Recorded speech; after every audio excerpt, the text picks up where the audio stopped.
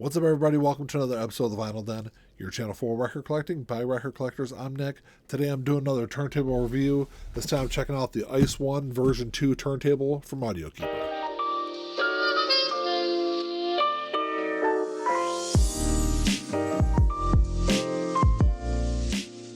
There's a bunch of links down below. You got links for the Vinyl Den Facebook group, for the merch page, for the Spotify and Apple Music playlist that I put together every week, and the Patreon page. So make sure you check all that out.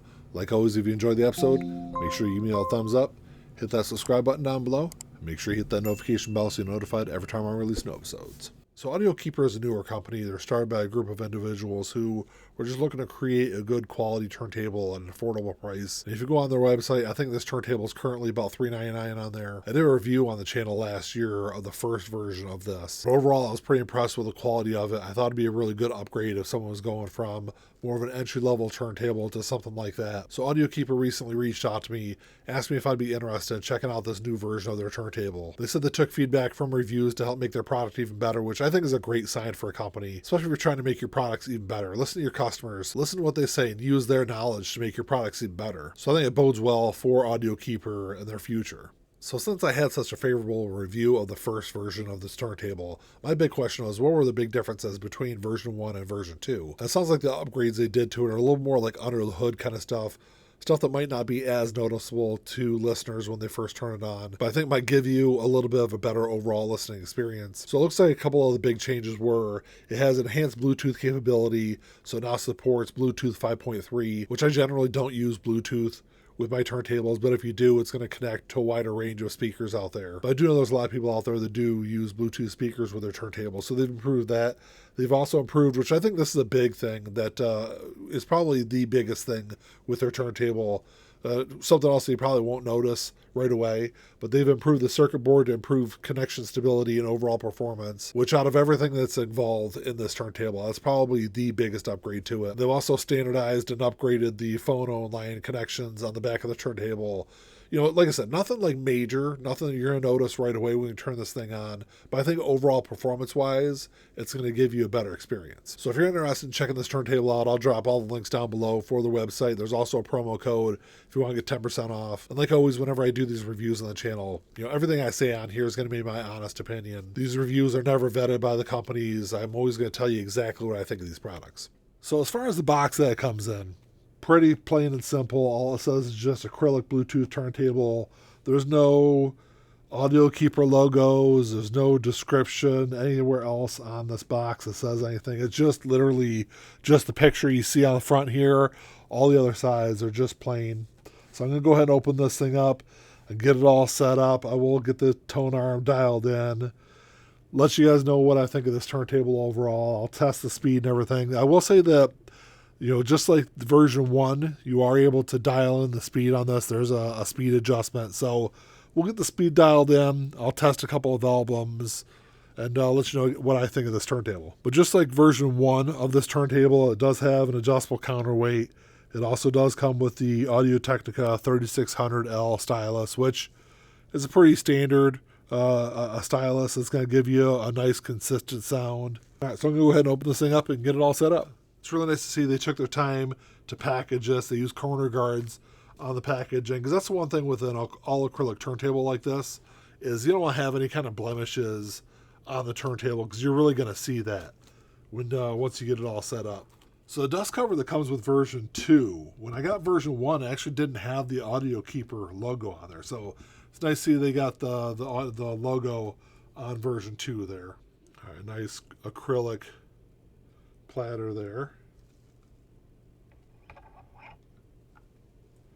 I'll make sure I spin it a bunch of times, 10, 15 times, just to make sure there's no drag at all to the platter. I will say that I'm surprised Audiokeeper doesn't do some kind of branding on the platter mat that they send, because it's just a plain cork mat that they send with it.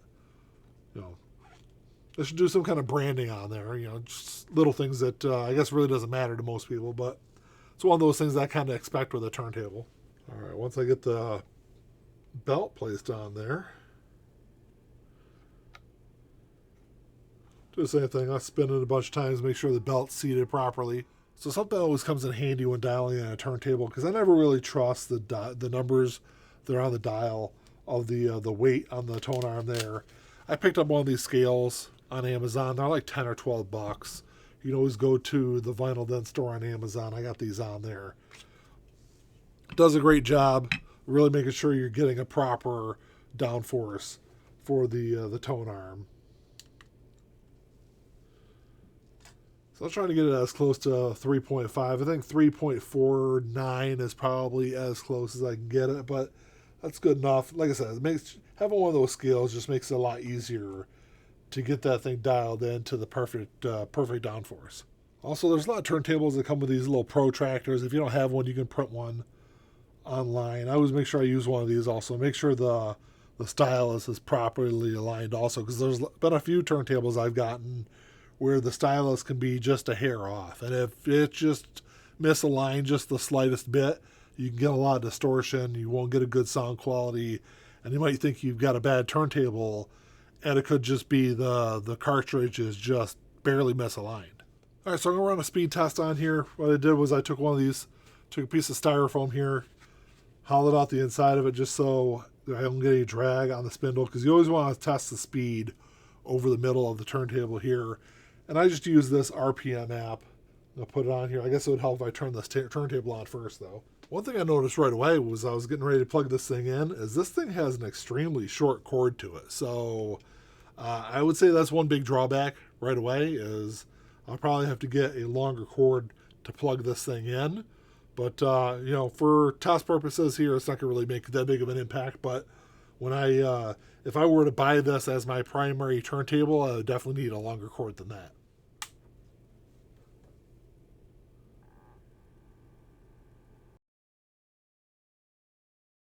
All right, well, I can say that there's really no adjustment needed on this turntable, because, granted it took, 15 seconds or so for it to get up to speed, but, that thing spun at a perfect 33 1/3, so it's great to know that fresh out of the box, there's really no adjustment needed. Spun at a perfect, consistent speed. All right, so I'm going to hook up a couple speakers to this. I'm going to toss a couple of albums on. Of course, because of copyright laws, I can't actually play the music on the channel here. And even if I could, the sound quality is not going to sound great over the internet. So, but I will listen to a couple of albums. I will let you know what I think of the sound quality. Actually, I'm getting a little ahead of myself. I actually wanted to go over the turntable here with you real quick. So on the back side of the turntable, not a whole lot to it. Got your on-off switch. There's your power input. Your pitch control is just the knob that you can turn there. This does have an auto stop feature. You can turn it on and off. There's your speed control. Like I said earlier, if you want to digitize your albums, there's your input there for that. There's your phono and line switch, your connectors for your speaker, and then your ground. Like I said, not a whole lot to it. Pretty basic setup there. Overall, I love the way the all-acrylic turntables look. I will say that if this was my primary turntable, I probably would go with I'd probably get rid of the cork mat and just do like an acrylic mat on there. But overall, I love the way it looks. Let's see how this thing sounds. All right, like I said earlier, because of copyright laws, I can't actually play the music on the channel here, but I'll let you know what I think of it. First album I'm going to play, I got the Return of the Aquabats here, something a little fun to spin on the channel.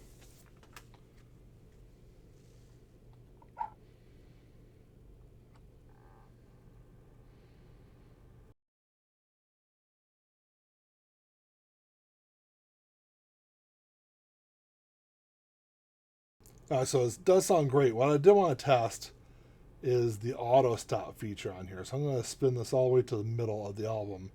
Just see how the auto stop worked on here.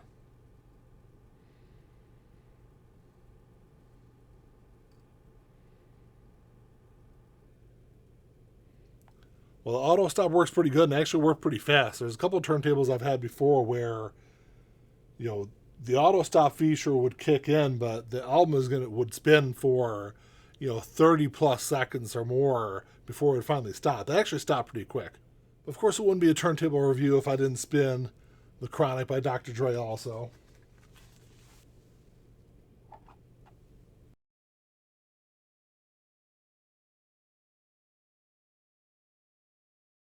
So my first reaction to this, I mean, it sounds fantastic. This is, I think for a turntable, it's going to run you around $400.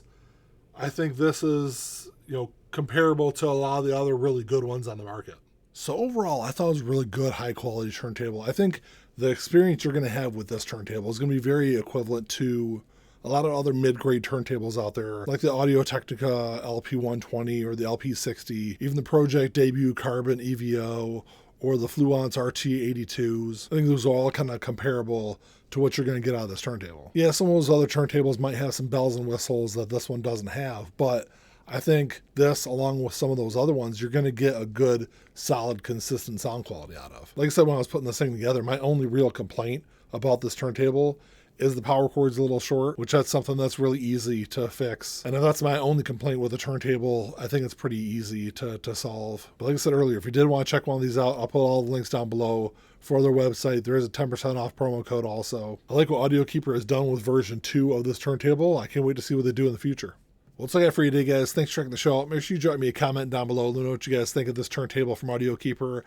I've always had big questions about all acrylic turntables, especially about the weight of them, because I always thought if they're too light, maybe you'd get a little bit too much vibration through them. And with this one that I reviewed, I haven't had any of those issues with. I played the first one I got when I reviewed it last year. I played with it for a couple of weeks. I never had any vibration issues with it. And these all acrylic turntables have gotten more popular over the last several years. I think this is the cheapest one I've seen on the market. Like I said, I've been pretty impressed with the quality of it so far. Let me know what you guys think. Like always, if you enjoyed the episode, make sure you give me a thumbs up. Hit that subscribe button down below. And that's all I got. Until next time, keep on spinning. Peace.